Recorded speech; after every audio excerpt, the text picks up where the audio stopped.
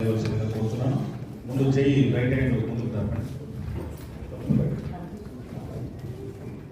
నేను మీ పేరు చెప్పుకోండి.